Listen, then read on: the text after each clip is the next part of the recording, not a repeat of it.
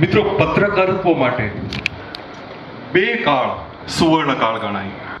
બે સમયગાળા એવા છે કે જે પત્રકારત્વ માટે સુવર્ણ કાળ ગણાય. એક સમયગાળો છે વિપદાનો સમયગાળો, આપત્તિનો સમયગાળો, ભૂકંપ, પૂર, મહામારી, યુદ્ધ. આ એવો સમયગાળો છે કે જેમાં છાપાનું સર્ક્યુલેશન વધે, ટીવીની વ્યુઅરશિપ વધે અને પત્રકારોની કામગીરી વધે. બીજો પણ એવો સમયગાળો છે કે જેમાં દેશ અને દુનિયાને દુઃખ દર્દ સહન નથી કરવું પડતું, છતાં પણ પત્રકારોની કામગીરી વધે છે, છાપાનું સર્ક્યુલેશન વધે છે, ટીવીની વ્યુઅરશિપ વધે છે. અને એ બીજો સમયગાળો એટલે ચૂંટણીનો સમયગાળો. તો પત્રકારત્વના સુવર્ણ કાળમાં એક પત્રકારને પોખવા માટે આપણે એકઠા થયા છીએ. ત્યારે સૌ પ્રથમ હું ભરતભાઈ ગેલાણીને વિનંતી કરીશ કે તેઓ આપ સૌનું સ્વાગત કરે અને આ એવોર્ડ અંગે માહિતી આપે. શ્રી ભરતભાઈ. બાપુને વંદન અને આપ સૌને આવકાર. પંકાયેલા પત્રકાર અને લેખક નગીનદાસ સંઘવીની સ્મૃતિમાં દર વર્ષે એક આપણે એવોર્ડ આપીએ છીએ, પારિતોષિક આપીએ છીએ. છેલ્લા 5 વર્ષથી પત્રકાર ક્ષેત્રમાં અનન્ય પ્રદાન કર્યું હોય એવી વ્યક્તિને, એવા પત્રકારને આપણે આ એવોર્ડ આપીએ છીએ. સ્મૃતિચિહ્ન સાથે 1.25 લાખ રૂપિયાની ધનરાશિ પણ આપવામાં આવે છે. આ અગાઉના વર્ષોમાં સર્વશ્રી ગુણવંત ભટ્ટ, ગુણવંત શાહ, કુંદન વ્યાસ, હિરેન મહેતા અને વિકાસ ઉપાધ્યાય હતા. ત્યાર પછી ચિરંતના ભટ્ટ, ભાર્ગવ પરીખને પણ એવોર્ડ અપાયા. અને પછીના વર્ષે ભાવિન કચ્છી અને 11 વર્ષે ખુદ આપણા રાજકોટના કૌશિક મહેતાને પણ આ એવોર્ડથી એનાયત થયો છે. હવે આ એવોર્ડ પછી પાછળની વાત જાણવા જેવી છે. નગીનભાઈના 27 પૂરા થયા, 27 વર્ષના થયા ત્યારે રાજકોટમાં જ એક સમારંભ થયો હતો એના અભિનંદન કરવા માટે.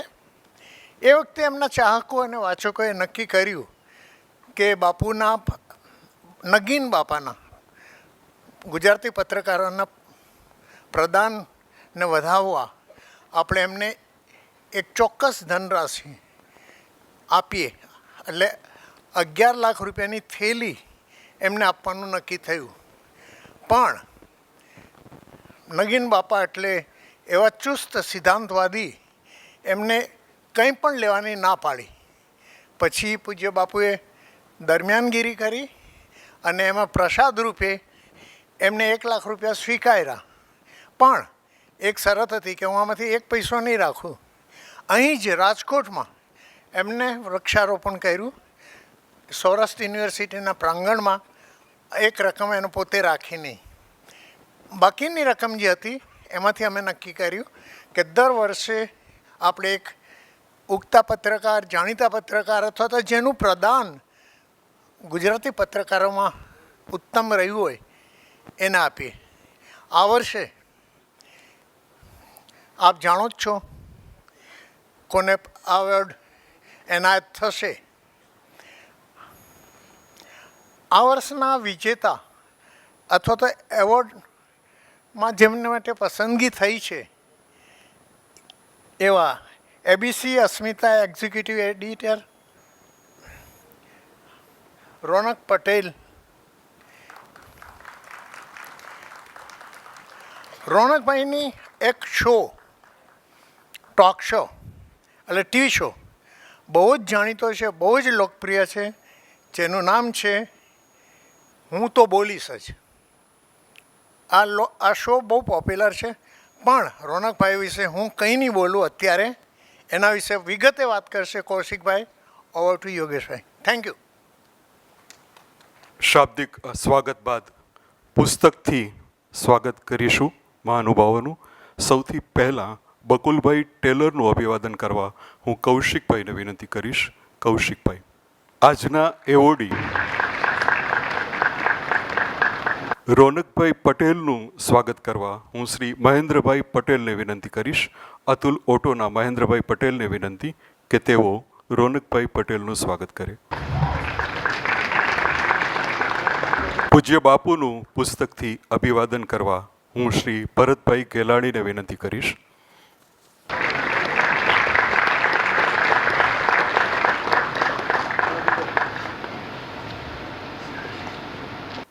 આભાર. મિત્રો, આજે 31મી માર્ચ છે. 31મી માર્ચ એટલે વર્ષનો છેલ્લો દિવસ. જે લોકો બિઝનેસ કરતા હોય એમના માટે આ દિવસ ખૂબ મહત્વનો. આ દિવસે મોટાભાગે જે કંઈ દેવું હોય એ ચૂકતે કરવામાં આવે, અને જે દેવું ચૂકતે થઈ શકે એમ ન હોય એને એની બાકી આગળના વર્ષમાં ખેંચવામાં આવે. નગીનદાસ સંઘવીનું ગુજરાતી પત્રકારત્વ અને આપણા પણ એટલું બધું ઋણ છે કે પૂરેપૂરું ચૂકવી શકાય એમ નથી. હવે દેવું જ્યારે પૂરેપૂરું ચૂકવી શકાય એમ ન હોય ત્યારે આપણે શું કહીએ કે હપ્તા કરી આપો, હપ્તા ભર્યા રાખશું. તો ફાઇનાન્શિયલ યર 2023-24નો હપ્તો ભરી આપવા માટે હું બકુલભાઈ ટેલરને વિનંતી કરીશ. બકુલભાઈ. ગુજરાતી વાણીના માથે જેમણે રામ તિલક કર્યું છે એવા પૂજ્ય મોરારી બાપુ, રોનકભાઈ, ભરતભાઈ, આપ સૌ. હું મોરારી બાપુએ ક્યારેય આવી રીતે હાથમાં કાગળ રાખીને વાત નથી કરી, અને એટલે જ હું હાથમાં કાગળ રાખીને વાત કરીશ. અમે આમ તો અમને પત્રકાર સંપાદક તરીકે ઓળખાવીએ છીએ, પણ તે અમારી ખાનગી ઓળખના ભાગરૂપે હોય છે. આ ખાનગી ઓળખ એટલે શું તે વિશે મારે જાહેર ઓળખ નથી આપવી, પણ જ્યાં જાહેર ઓળખનો અર્થ પત્રકાર અને પત્રકારત્વના જાહેર ગૌરવ રૂપે થતો હોય એવો કોઈ મંચ ગુજરાતમાં હોય તો તે આ નગીનદાસ સંઘવી સ્મૃતિ સમિતિ. આ મંચ પર મારે નગીનદાસભાઈ વિશે બોલવાનું હોય તો સાચે જ હું અંદરથી રોમાંચ પણ અનુભવું છું. 100 વર્ષનું આયુષ્ય જીવીને ગયા એ વિશે તો ઘણા બધા વાત કરે છે, પણ તેમના લેખનનું આયુષ્ય આમ સામાન્યપણે અખબારી લેખનનું આયુષ્ય વધારે નથી ગણાતું હતું. પણ તમે નગીનદાસભાઈના કોઈ પણ પુસ્તકો ક્યારેય પણ ઉઠાવશો તો તમને એ પમાશે કે તેઓ કોઈ એક સમયમાં રહીને માત્ર વાત નથી કરતા.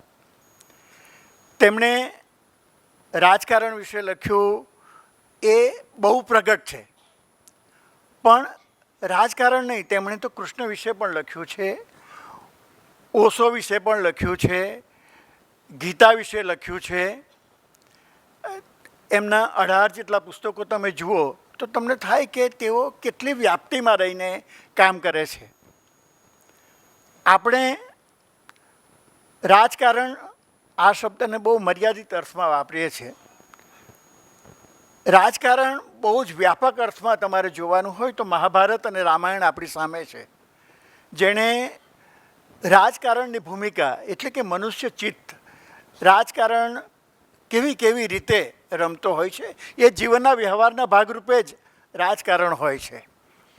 અને નગીનદાસભાઈએ એ બંને ગ્રંથો વિશે એટલી જ મૌલિકતાથી તેમણે હંમેશા લખ્યું, એટલે આપણને થાય કે એમણે લાંબા સમય જ્યારે અધ્યાપક હતા મીઠીબાઈ કોલેજમાં, તેઓ છેલ્લે 32 વર્ષ સુધી મીઠીબાઈ કોલેજમાં તેમનું અધ્યાપન રહ્યું, અને ત્યાર પછી તેમણે વધારે, તે પહેલાં લખતા હતા પણ ત્યાર પછી તેમણે વધારે લખ્યું. તો એ આખો જે સમય છે, હું જ્યારે સમકાલીનમાં હતો ત્યારે એમને મારે મળવાનું, પ્રથમવાર મળવાનું ત્યારે થયું હતું. એ જ સફેદ લાંબો પાયજામો આપણે કહીએ તે, ઉપર કુર્તો, અને એ સમય અમિતાભ બચ્ચનનો પણ હતો, અને તેને એંગ્રી યંગમેન તરીકે ઓળખાતા હતા અમિતાભ બચ્ચન. મેં જોયું એ જ્યારે સુરતમાં રહેવા આવ્યા ત્યારે અમિતાભ બચ્ચન એંગ્રી યંગમેન નહોતા રહ્યા, એ ગ્રેટ ઓલ્ડ મેનમાં ફેરવાયા હતા.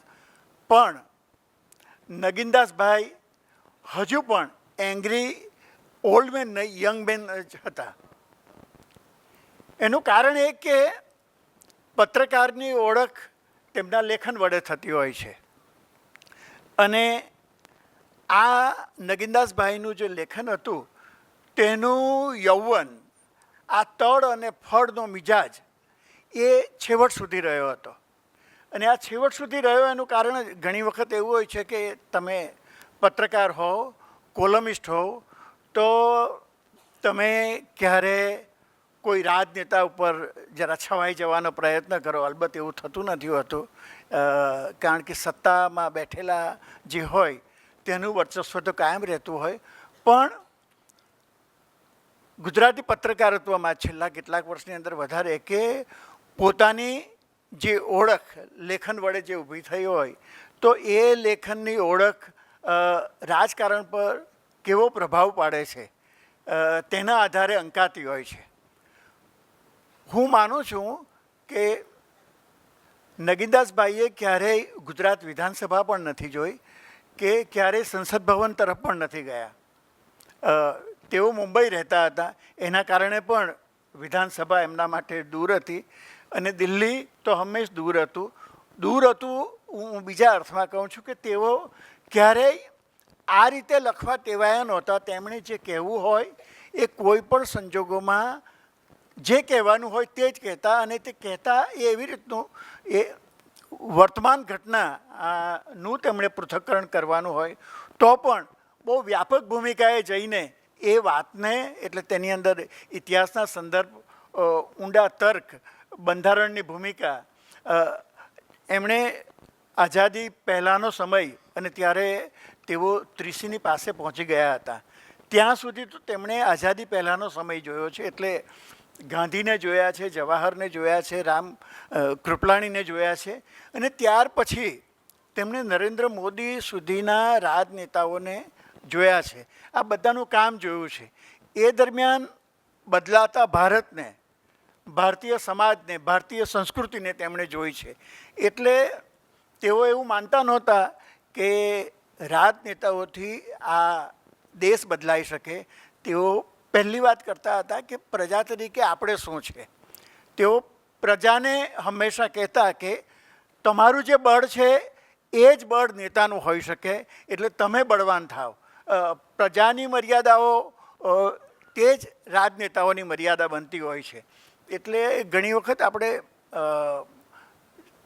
તીખા થતા હોય પત્રકાર તરીકે, અને જ્યારે આપણે લોકો તરીકે, મતદાતા તરીકે પણ આપણે જ્યારે વિરોધો કરતા હોય ત્યારે નેતાઓનો વિરોધ એ રીતે કરતા હોય, પણ તેઓ એ વિરોધની આંગળી નેતા તરફ જ્યારે રહે ત્યારે પોતાની તરફ પણ રહે, એ પ્રકારે તેઓ હંમેશા વાત કરતા હતા.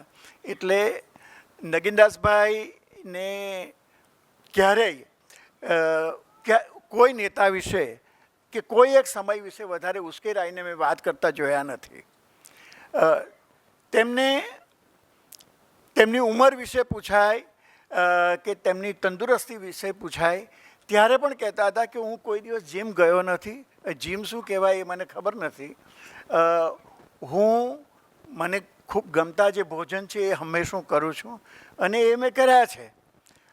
મેં એમને એક વખત કહ્યું હતું કે તમારી પાસે આટલી બધી તર્ક છે, બુદ્ધિ છે, તો તમે બદામ ખાઓ છો? તો મને કે કોઈ આપે તો ખાઉં, પણ બદામ ખાવાથી બુદ્ધિ આવે એવું નથી માનતો, ઠોકર ખાવાથી આવે છે. એટલે આ તેમની અંદર બહુ જ બધી સ્પષ્ટતા હતી. એક વખત હું સુરતથી આવું છું, અને સુરતમાં એમને એક એવોર્ડ અપાવવાનો હતો, અને મારે એમની ઓળખ આપવાની હતી. તો સ્વાભાવિક રીતે આપણે પ્રશંસાથી એમના વિશે વાત કરીએ, જે સ્વાભાવિક હોય. પણ એ હું બોલતો હતો એ દરમિયાન મેં જરાક જોયું કે નગીનદાસભાઈના ચહેરા પર શું ભાવ આવે છે. પણ એ ભાવ એવા હતા કે મારે ત્યાર પછીનું બીજું વાક્ય શું બોલવું, એમને બિલકુલ ગમે નહીં કે પોતાના વિશે કોઈ પ્રશંસા થાય. તેમનું એવું કે હું જે કંઈ કરું છું, હું જે સમજું છું એ પ્રમાણે હું કરું છું, અને હું એટલા જ માટે કરું છું કારણ કે મારે કેટલીક વાત કહેવી છે, અને મારી નાગરિક ફરજનો ભાગ છે. મેં આટલા વર્ષ જે કંઈ હું સમજ્યો છું અધ્યાપન દરમિયાન, અને ત્યાર પછી મેં જે કંઈ જોયું છે એ મારી કહેવાની ફરજ છે, એટલે હું કહું છું. એને તમે કોઈ અન્યથા લો, એની પ્રશંસામાં તમે ફેરવો તો એ પ્રશંસા એ મારા ભાગની નથી. આપણને થાય કે આ નિર્મોહીપણું હતું કે શું. એ પાછલા વર્ષોમાં મોરારી બાપુ સાથે જ્યારે નગીનદાસ બાપા તરીકેની એક ઓળખ ઊભી થઈ ત્યારે ઘણાને થતું હતું કે આટલા બધા રેશનલ અને મોરારી બાપુ જોડે કેવી રીતે, એટલે ઘણા બધા ટીકાકારો હોય તે ઘણી બધી રીતે વાત કરતા હોય. મેં પણ એમને પૂછેલું કે આ કેવી રીતે, તો તેમણે બહુ સાદી રીતે કહ્યું હતું કે બાપુએ મારી નાસ્તિકતા સ્વીકારી લીધી છે અને મેં એમની આસ્તિકતા સ્વીકારી લીધી છે. એટલે તેમની અંદર બહુ જ જે કંઈ કરે એ વિશેની પૂરી સ્પષ્ટતાઓ હતી. હું એક બીજી વાત કરું કે એમના દીકરાનું અવસાન થયું વડોદરામાં. યુવાન દીકરો હતો અને ગયો, અને એમણે, એ તો કેવો સમય છે એ તો બાપુ વધારે સારી રીતે કહી શકે એવું છે, એ મેનેજ કરવું કોઈ પણ પિતા માટે અઘરું કહેવાય. તો મેં એમને પૂછ્યું હતું કે તમારો આ એક જ દીકરો હતો ને તે ગયો, તમે કેવી રીતે તમારી જાતને સંભાળી? તો મને કહે કે હું પોતે તે વખતે 60ને પાર કરી ચૂકેલો માણસ હતો અને મારે એ જે ગયો અને તેના વહીવટી કાર્યો મારી પાસે એટલા બધા હતા કે તે બધા ઉકેલવામાં જ મને એ પણ ફોર્મ ન રહ્યું કે એ ગયો છે કે મારે જે એના ગયા પછીના જે મારે કાર્યો કરવાના હતા એ મારે કરવાના હતા. એટલે આ પ્રકારની સ્વચ્છતા એમણે આ બધું માત્ર એમણે જે ગીતા મહાભારત વાંચ્યું હોય એ કારણે નહીં, કારણ કે તેમણે તો બધું જ વાંચ્યું હતું. તમે સરદાર પટેલનું રાજમોહન ગાંધીનું પુસ્તક છે તેનો અનુવાદ તમે જુઓ તો આપણને લાગે કે આ રાજમોહન ગાંધીનું પુસ્તક છે કે નગીનદાસભાઈનું છે, અથવા પછી તમારે આગળ જઈને કહેવું પડે કે આ સરદાર પટેલનું છે. સરદાર પટેલનું એટલા માટે કહું કે સરદાર પટેલ જે સોંસરી રીતે પોતાની વાત મૂકતા હતા એ સોંસરાપણું જો કોઈ પત્રકારમાં ઉતર્યું હોય સીધું તો એ નગીનદાસભાઈમાં હતો. બહુ જ આકરી વાત અત્યંત સ્વસ્થ રીતે મૂકી આપવી એ નગીનદાસભાઈમાં હંમેશા રહ્યું. તેમને કોઈ ખોટી રીતે કોઈ ખુશ પણ નહીં કરી શકે કે કોઈ એમને ઇમોશનલ પણ નહીં બનાવી શકે. ખોટા લાગણી વેળામાં તેમણે નહીં, બહુ જે કંઈ જોવાનું આવે એ એમણે ચૂપચાપ પોતાના જીવનમાં જોયું છે. અહીંયા ભરતભાઈ છે તો વાત કહી શકાય કે ચિત્રલેખામાં કોલમ લખતા, તો એ કોલમ લખતા પહેલાં એમણે દેશભરમાં કે દુનિયાભરમાં જે કંઈ બનેલી ઘટના હોય તેને તે પહેલાં ખૂબ જ વાંચેલી હોય, ટીવી પર પણ જોયું હોય. અને એ સુરત આવ્યા ત્યારે મને કે, મેં એમને કહ્યું કે તમને અહીંયા ગમે છે? તો કે ગમે છે એ તો ઠીક છે, પણ મને મુંબઈ જેવી મજા અહીંયા નથી આવતી. મેં કીધું કયા કારણે નથી આવતી? તો અહીંયા અખબારો નથી મળતા. હું મુંબઈમાં હોઉં તો મને કલકત્તાનું તરત મળે, ચેન્નઈનું તરત મળે, મને ત્યાં સુધી કે પાકિસ્તાનના અખબાર પણ હું વાંચી શકું હું મુંબઈમાં હોઉં તો. અને આપણા ગુજરાતની સમસ્યા એ છે કે ત્યાં બધી જગ્યાએથી અખબારો નથી આવતા ને અખબારો જો અમે ન વાંચીએ તો અમે કશું કંઈ બોલી ન શકીએ. એટલે મારું જે કંઈ છે તે હું જે કંઈ વાંચ્યો છું, પામ્યો છું, તેના પરિણામ રૂપે હું વાત કરું છું. આનાથી વધારે મારે વાત કહેવાની હોય પણ નહીં. તો તેઓ ક્યારેય પોતે બહુ તર્કબુદ્ધિવાળા છે અને રાજકારણનું જે પ્રવાહો છે તેને બહુ સારી રીતે જોઈ શકે છે. એવી પ્રશંસા લેતી વખતે તેઓ જોતા હતા કે મારે કઈ રીતે આ દેશ વિશે, આ નેતા વિશે, ઘટનાક્રમો વિશે વાત કરવાની છે. તેમની પાસે બંધારણ, ભારતીય બંધારણ વિશે એમના ઘરે, હું જોગેશ્વરીના ઘરે જતો હતો, એટલા બધા પુસ્તકો હતા. તેઓ નિયમિત રીતે વાંચતા. આપણને થાય કે એ 80મા વર્ષે પણ એટલું જ વાંચતા, 90મા વર્ષે પણ એટલું જ વાંચતા. અને એટલે જ જ્ઞાન એમની પાસે હતું એના કારણે કોઈના વિશે ડર નહોતો. ડર એમને મૃત્યુનો પણ નહીં હતો. મેં એમને પૂછેલું કે તમે હવે એ 100મા વર્ષની વાત છે કે તમે આ 100મા વર્ષે આવ્યા, તમે હવે પછીના સમયને ક્યારે જુઓ છો? તો એમ કે જુઓ, મારે મરવું નથી, મારે જીવવું જ છે. મારે હારીને હું મરી જાઉં એવી મારી કોઈ તૈયારી નથી. મૃત્યુ લેવા આવે તો બરાબર, પણ મારે મને મળેલું જીવન છે અને જીવન જીવવું એ કોઈ પણ મનુષ્યની પોતાની પ્રાથમિક ફરજ છે. તો હું કરીશ.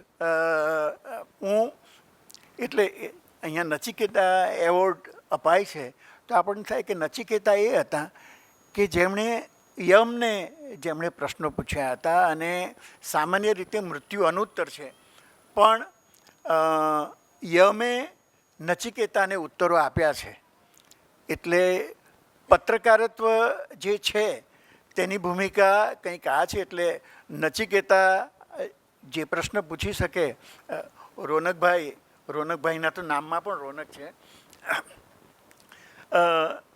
રોનકભાઈ જે તેમની ઓળખ છે તે ઓળખમાં જ આપણને થાય કે જે નચિકેતાની ઓળખ છે તેની સાથે જ કે હું તો પૂછીશ, હું તો બોલીશ. આ સમયમાં આ રીતે વાત કરવી એ એટલી સરળ નથી હોતી, પણ રોનકભાઈ એ કરે છે એટલે તેમને પણ અભિનંદન. અને નગીનદાસભાઈ વિશે આટલું બોલાયું એ માટે હું આપ સૌનો પણ આભાર માનું. Thank you.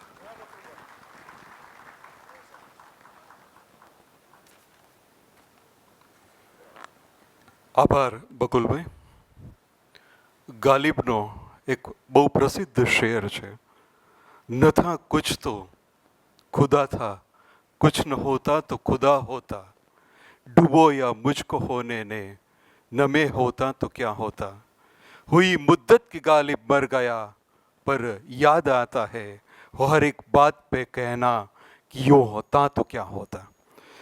નગીનદાસ સંઘવીના શ્વાસ 12 જુલાઈ 2020ના રોજ થંભી ગયા. પણ જ્યારે પણ દેશ કે દુનિયામાં કોઈ ઘટના બને તો કૌશિકભાઈ એક વાત ચોક્કસ કહે કે બાપા નથી એનો અફસોસ છે, સ્વાભાવિક છે, એ એમનું આયુષ્ય જીવીને ગયા. પણ સૌથી મોટો અફસોસ એ બાબતનો છે કે આપણે ક્યારેય નહીં જાણી શકીએ કે બાપા હોત તો એણે આ ઘટના ઉપર શું લખ્યું હોત, એણે શું કહ્યું હોત. તો वो हर एक बात पे कहना कि यूँ होता तो क्या होता. પણ એ તડને ફળ, એ સોસરી વાત જેનામાં હોય એવા પત્રકારોને આપણે સન્માનીય છીએ. ત્યારે એમનો પરિચય આપવા, રોનકભાઈ પટેલનો પરિચય આપવા હું કૌશિકભાઈને વિનંતી કરીશ. કૌશિકભાઈ. બાપુ, એક માણસની ગેરહાજરી ચાલે છે. એ જો હોત તો આ ખુરશી ખાલી હોત એની માટે મને ઠપકો પણ આપત. એવા જયંતિભાઈ ચાંદ્રા અત્યારે આપણી વચ્ચે અહીં નથી, અમદાવાદમાં છે. તબિયત હજી દુરસ્ત એકદમ નથી થઈ.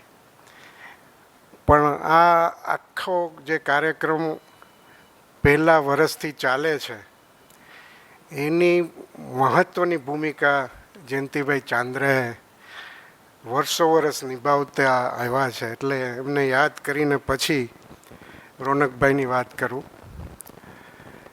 બકુલભાઈ ટેલરે છેલ્લે જે એન્ડ કર્યો ત્યાંથી મારે શરૂઆત કરવી છે કે આજે જે મીડિયાની હાલત ઉપર પ્રશ્નો કરવામાં આવે છે જે થોડા વર્ષો પહેલાં નહોતા થતા, સવાલિયા નિશાન, ગોદી મીડિયા, મોદી મીડિયા, ફલાણા મીડિયા, ઢીકણા મીડિયા, એના વચ્ચે બે ધડક બોલવું અને હું તો બોલીશ એવું બહુ રોષપૂર્વક કહેવું બહુ આજના પત્રકારત્વના યુગમાં બહુ અઘરું કામ છે. રોનકભાઈએ પત્રકારત્વનો કોઈ અભ્યાસ કર્યો નથી. અભ્યાસ કરેલો અમારા જેવાએ કર્યો છે, પણ અભ્યાસ નથી કરેલા એવા પત્રકારો બહુ નીવડ્યા છે. એની બહુ લાંબી યાદી પણ કરી શકાય એવું છે. રોનકભાઈએ, તમને ખબર નહીં હોય કોઈને, પણ મને એ વાત એમણે કરેલી. એ ખોટા રસ્તે ગયા હતા ને કાપડના ધંધામાં પડ્યા હતા. 40-45 લાખનું થઈ ગયું હતું. પછી સમજાણું કે આપણું આ કામ નહીં. અને આપણી માટે આનંદની વાત એ છે કે કાપડના ધંધામાં ન ગયા તો અહીંયા આવ્યા અને તો આજે આપણે એને એવોર્ડ આપી શકીએ છીએ.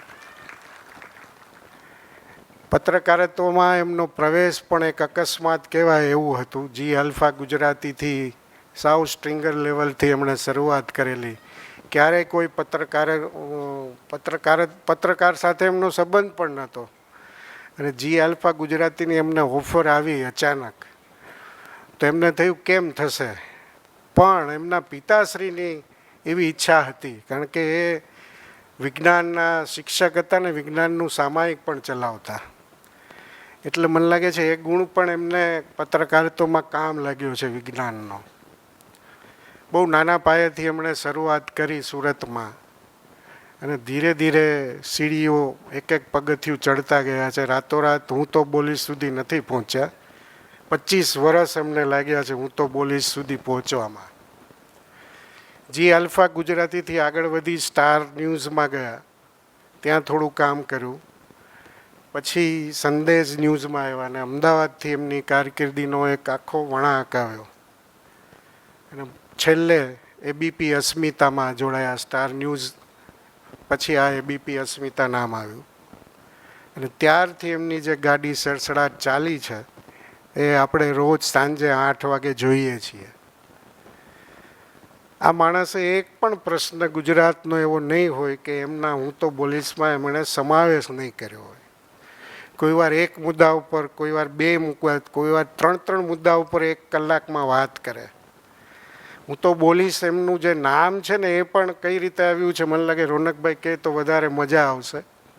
બહુ ઇન્ટરેસ્ટિંગ રીતે એ નામ શોધાઈને આવ્યું છે અને લાઈવ વાયર છે સાહેબ. એમનો રાજકીય પક્ષો સાથે બહુ અંગત સંબંધ છે, પણ મેં એનો હમણાં ઇન્ટરવ્યૂ કર્યો તો મેં એમને પ્રશ્ન પૂછ્યો. એ બધાને પૂછે તો આપણી ફરજ તો ખરી ને સાહેબ. મેં પૂછ્યું કોઈ વાર ધમકી બમકી આવતી નથી? તમે બહુ ધધડાવો છો યાર. મહેસાણાનું પાણી એટલે ભાષા બહુ કડક હોય, એ કંઈ છુપાઈને વાત ન કરે, સીધું ડંકે કે ચોટ ઉપર જ પૂછે. એટલે રાજકારણીઓ એમના શોમાં જવું હોય તો બહુ તૈયારી કરીને જવું પડે, નહીંતર મુશ્કેલી થાય, નહીં તો પાછો ઉપરથી ઠપકો આવે. એટલે મેં એમને પૂછ્યું કે કોઈ વાર ધમકી બમકી નથી મળી? મને કે એક વાર પણ કોઈની ધમકી નથી મળી. પછી એણે જે પાછળ જે જવાબ આપ્યો એ બહુ મહત્ત્વનો છે. પત્રકારત્વ જ નહીં પણ બધા ક્ષેત્રોને લાગુ પડે એવો છે. એમણે એમ કહ્યું કે તમે જો પૂરી નિષ્ઠાથી કોઈ કામ કરતા હો તો કોઈ દિવસ તમને કોઈ રોડો આવે જ નહીં, તમને કોઈ ધમકી આપવાની હિંમત જ ન કરી શકે. અને પાછા બધા સાથે એટલા જ સારા સંબંધ છે, આટલા વર્ષોથી કામ કરે છે એટલે નેચરલી કે બધા સાથે સંબંધો હોય તો જ એમના શોમાં બધા આવે. એટલે આ રીતે એમણે આગળ વધ્યા અને કેટલીક સ્ટોરીઓ એમણે એવી બ્રેક થ્રુ કરી છે. બર્ડ ફ્લૂની સ્ટોરી માટે એક છે, મહારાષ્ટ્રની સરહદ સુધી પહોંચી ગયા હતા અને નેશનલ સ્ટોરી એ થઈ હતી. એવી રીતે ડાંગ દરબારની એમની સ્ટોરી બહુ વખણાઈ હતી અને એ પણ નેશનલ સ્ટોરી બની હતી. પણ એ એમની ડીપીમાં સરદાર પટેલનો ફોટો રાખે છે. સરદાર પટેલ એમના આદર્શ પુરુષ પણ છે એવું એમનું કહેવું છે. અને સરદાર જેવો જ પ્રસંગ એમના જીવનમાં બનેલો છે. સરદાર પ્રેક્ટિસ કરતા હતા અને એમને તાર મળે છે અવસાનનો, એવી જ ઘટના એમના જીવનમાં બનેલી છે. એ એમનો શો પૂરો કરે છે અને પછી મોબાઈલ હાથમાં લે છે તો મેસેજ હોય છે કે તમારા પિતાશ્રીનું અવસાન થયું છે. ત્યારે પરિવાર સુરત રહેતો હતો એટલે સુરત જાય છે અને બધી અંતિમ ક્રિયાઓ પતાવી સવારે બધા ઘરમાં બેઠા હોય છે. એમના મધરને આવી ગયા આપના એમના પત્નીશ્રીને વિનંતી સ્ટેજ ઉપર આવે પ્લીઝ. કિન્નરીબેન, હા. તો સવારે બધા પરિવાર બેઠા હોય છે, માહોલ નેચરલી પિતા ગુજરી ગયા હોય તો ઘરમાં માહોલ એવો જ હોય અને બધા બેઠા હોય છે. એમાં એના મધર પણ અહીંયા ઉપસ્થિત છે, એમના માતુશ્રી. તો એ રોનકભાઈના ચહેરા ઉપરની મૂંઝવણ ઓળખી જાય છે. માં હોય તો ઓળખી જ જાય, બહુ સીધી વાત છે. અને એ કહે છે રોનક તું તારે નીકળ, તારો સાંજે શો છે. રોનકભાઈ એમ કહે છે કે કેમ નીકળાય, મારો બાપ ગયો છે એમ. તો એના માએ બહુ સરસ જવાબ આપ્યો, સાહેબ આ જે હું તો બોલીશનું જે સ્તર છે ને એમાં બધું મને લાગે છે બહુ કામ લાગ્યું હશે. એના મધરે એમ કહે છે કે તું રોજ સાંજે કોટ પહેરીને, તમે જો આજે કોટ નથી પહેર્યો, એ શોમાં જ કોટ પહેરે છે, એટલે કે તું જો કોટ પહેરીને સાંજે આવે છે ને તું, તો તારા પિતાશ્રીને બહુ ગમતું હતું, એટલે તું જાય કે આજનો શો કર. અને આ માણસ સાહેબ જાય છે સુરતથી અમદાવાદ અને સાંજે એ શો કરે છે. આ પત્રકારત્વ છે સાહેબ. તમે વિચાર કરો, મેં તો પછી ખણખોદ પણ કરી એમની કે તે દિવસે શો કર્યો તો આમ અંદર તકલીફ હતી, અંદર ડૂમો હતો કે બરાબર શો ગયો કે બરાબર જ જાય ને. જો માં એમ તમને કહે કે જા બેટા તારો શો કર, પછી શોમાં કોઈ પ્રોબ્લેમ આવે જ નહીં. એટલે આવા રોનકભાઈ પટેલ છે. હું તો બોલીશ કાર્યક્રમ ગુજરાતી જર્નાલિઝમમાં જરા જુદા પ્રકારનો છે. એનું મને લાગે છે એની સમીક્ષા થવી જોઈએ. આપણે જો કે એવું થતું જ નથી ગુજરાતી જર્નાલિઝમમાં, મુશ્કેલી છે. અહીંયા તો મુશ્કેલી એવી છે કે રોનક પટેલને એવોર્ડ આપીએ તો કેટલાક જ છાપાઓમાં એ નોંધ આવે, બધામાં આવે પણ નહીં. પણ આ કાર્યક્રમની કેટલીક વિશેષતાઓ છે. બીજા બધા તમે દૈનિક કાર્યક્રમો જોતા હશો, પણ આ જુદો છે. હું તો બોલીશમાં એ વધારે બોલે છે એ વાત સાચી છે, પણ બીજાને બોલવા દે છે, એમનો પક્ષ રજૂ કરવા દે છે. તમે બાકીના શોમાં મને તો ઘણીવાર અનુભવ થાય છે. અમને હવે આ સિઝન આવી ગઈ ને અત્યારે, એટલે રોજ સાંજે કોક ટીવી ચેનલવાળા કે આના વિશે છે તો 8 વાગે જરા જોડાજો ને. પછી ભાજપવાળા હોય, કોંગ્રેસવાળા હોય, બીજા 2-3 હોય, બધું થઈને 2-1 જણા અમારા જેવા બહારથી હોય. તો એ ભાજપ કોંગ્રેસના ઝઘડામાં અમે ક્યાંક બેઠા છીએ એ બધું એન્કર ભૂલી જાય. એટલે અમારે અડધી કલાક ખેલ જ જોવાનો હોય મોટા ભાગે. પણ આ શો તમે જોજો, મારી ખાસ વિનંતી છે. એક શોમાં તો હવે ભાષણ જ આવે છે, રોજનો શો ગણાય છે, પણ ભાષણ બહુ આવે છે. એ તારું કામ નથી, એ તો બીજા છે જ એવા, અને અત્યારે બજારમાં ઘણા બધા છે. પણ એમની સ્ટાઇલ મેં એમને એ પણ પૂછ્યું હતું કે તમારું આખું પેકેજ કઈ રીતે બને છે એમ. તમે જોજો, એ મારી જેમ આવી રીતે કાગળ લઈને નથી. ખાલી કાગળ કયું હોય, મહેમાનોનું લિસ્ટ, એટલે જેટલા લોકોને બોલાવ્યા હોય, જેનો કોટ લેવાનો હોય ને એનું જ લિસ્ટ હોય, બાકી મુદ્દા જ લખેલા હોય, અને એના ઉપરથી જ આખી વાત ચાલતી હોય. બધાનો પક્ષ લે પણ વાત તો પોતાની મૂકે. એટલે આ જે ફોર્મેટ છે એ બહુ મહત્ત્વનું છે, અને એટલે આ શો વધારે જોવાય છે, આટલો જોવાય છે. બાકી આપણે ત્યાં બીજા શો એટલા લોકપ્રિય નથી. અને મને સૌથી ગમતી વાત હોય ને આ શો માટે, તો એ રાજકીય મુદ્દાઓ ઉપર જ બોલે છે એવું નથી, બીજા અનેક મુદ્દાઓ ઉપર એ વાતને મૂકે છે, બહુ સારી રીતે મૂકે છે. એટલે એ બહુ જરૂરી છે. નહીંતર આપણે ત્યાં રાજકારણનું એટલું બધું આપણા ઉપર વજન થઈ જાય છે ને કે બીજા મુદ્દાઓ બાજુએ રહી જાય છે, હાંસિયામાં જાય છે. એટલે એ પણ એમની વિશેષતા છે. અને તમને આટલો લોકપ્રિય કાર્યક્રમ હોય એટલે નેચરલી લોકોના સૂચનો પણ આવતા હોય કે તમે આ મુદ્દા ઉપર વાત કરો, આ મુદ્દા ઉપર વાત કરો. એમણે બહુ નિખાલસતાપૂર્વક મને કહ્યું કે હું બધાની વાત સાંભળી લઉં, પણ તરત જ નિર્ણય ન લઉં. પછી હું મારા પ્રતિનિધિને જે તે જગ્યાએ કહું તું ભાઈ આ જરાક ચેક કરી લે, પછી હું મારા શોમાં લઉં. હવે આવી ચોકસાઈ રાખવી ને એ આજના યુગમાં બહુ દુષ્કર છે. અને હવે કેટલાક આવા પત્રકારોની અમે છે ને, હું ઘણીવાર મજાકમાં એમ કહું છું કે હવે આ લુપ્ત થતી પ્રજાતિ છે, મુશ્કેલી છે. ને જે મુશ્કેલી વાસ્તવિકતા હોય એનો સ્વીકાર આપણે કરીને ચાલવું જોઈએ આગળ. આવા રોનકભાઈ, હું તો બોલીશના સતત 1000થી વધારે એપિસોડ થયા છે, વિધાઉટ બ્રેક છે. એણે 2-3 સંજોગોમાં જ અગાઉથી રેકોર્ડ કર્યું છે. મેં આ બધી છાનબીન કરી છે બરાબર. એટલે 2-3 વાર જ એવું બન્યું છે કે એમણે એડવાન્સમાં રેકોર્ડિંગ કરેલું હોય કોઈ સંજોગોના કારણે. 1000થી વધારે કાર્યક્રમ વિધાઉટ બ્રેક તમારે ચલાવવા અને રોજ 2-3 મુદ્દાઓ લેવા બહુ મુશ્કેલ કામ છે સાહેબ. એ એમ કહે છે કે હું બહુ સારું લખી નથી શકતો, લખી જ નથી શકતો એવું, પણ હું તો બોલીશનું 1 કલાક બોલવા માટે એમણે આખા દિવસ વાંચવું બહુ પડે છે, તપાસ બહુ કરવી પડે છે. અને મજાની વાત એ છે કે 1000મો એપિસોડ એમનો રાજકોટમાં થયો અને આજે રાજકોટમાં જ એમને એવોર્ડ નચિકેતા મળી રહ્યો છે. એટલે આવા પત્રકારો આપણી વચ્ચે છે એ સમાજ માટે સારી નિશાની છે. આવા પત્રકારોની સંખ્યા વધે એ લઘુમતીમાં ન રહે એવી આપણી અપેક્ષા છે. અને રોનક પટેલનો હું તો બોલીશ કાર્યક્રમ સતત ચાલતો રહે અને એમાં જે રણકાર છે એ પણ એવો જ જળવાઈ રહે એવી અપેક્ષા છે. રોનકભાઈને ખૂબ ખૂબ શુભેચ્છા. Thank you.